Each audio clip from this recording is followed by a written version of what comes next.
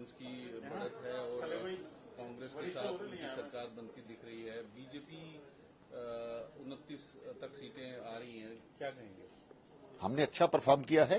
जो 90% सीटें हमने जीती हैं। जो कांग्रेस का प्रदर्शन रहा लगभग 10% से भी नीचे का रहा।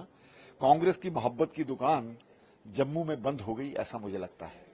तो अभी कोई लगता है कि बीजेपी सरकार बना पाएगी, जैसा देखिए, कि दावा किया गया? 2 घंटे का समय दीजिए, उसके बाद देखते हैं क्या होता है। लेकिन बहुमत तो एनसी के साथ दिख रहा है। एनसी मुझे लगता है वो कांग्रेस को निकालना दे। कांग्रेस को निकाल देंगे? क्या पता है, उनका नेशनल कॉन्फ्रेंस के पहले भी कई समझौते हुए हैं, कई बार वो आते जाते रहे। तो कहीं आपके साथ तो कोई समझौता नहीं हो रहा है एनसी का? नहीं, ऐसा फिलहाल तो कुछ नहीं है, लेकिन मैं वही कह रहा हूं, पूरा रिजल्ट आने दीजिए, उसके बाद बात करते हैं। लेकिन एनसी की सरकार तो एनसी ने बनानी है। बिल्कुल, जिसको बहुमत मिलेगा सरकार वही बनाएगा। और उम्मीद करनी चाहिए कि जम्मू कश्मीर की जो भी सरकार आएगी जम्मू कश्मीर की बेहतरी के लिए काम करेगी। तो बीजेपी का दावा है अभी भी सरकार?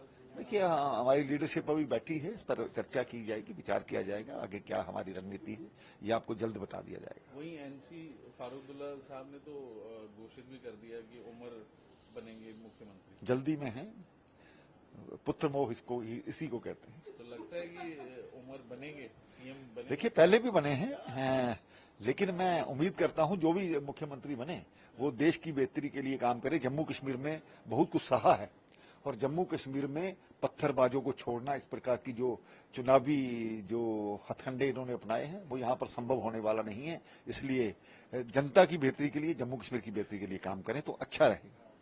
मतलब बीजेपी का मुख्यमंत्री नहीं बनेगा जैसा दावा किया? देखिए, मैंने कहा 2 घंटे इंतजार करिए, देखते हैं क्या होता है, क्या रणनीति बनती है। अभी इतनी जल्दी कुछ कहना ठीक नहीं। जिस तरह वो कह रहे हैं कि उमर अब्दुल्ला सीएम बनेंगे।